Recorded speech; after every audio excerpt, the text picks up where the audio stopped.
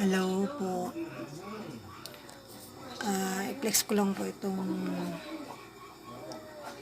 niluluto kong kamoting kahoy.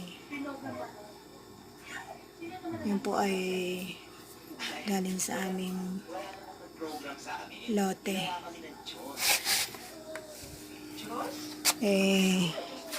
Binagyo. Okay na po namin.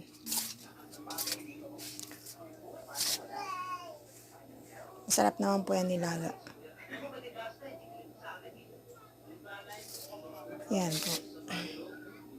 Pero mas masarap yan kung merong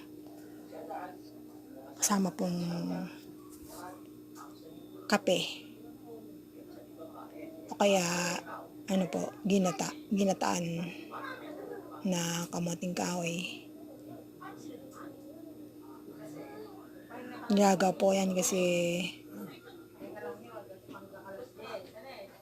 wala na kaming bigas. Joke.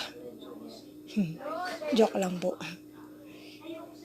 Gusto ko lang po ang ilaga kasi parang masarap kumain ng kamuting kahoy na may kasamang kape. Lalo po ngayon na medyo umulan-ulan ng konti. Tsaka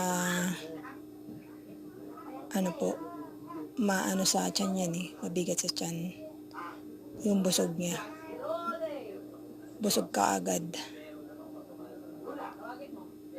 Kapag nakakain ka lang ng isa niyan, busog ka na kaagad. Yan, malapit na po. Ayan na.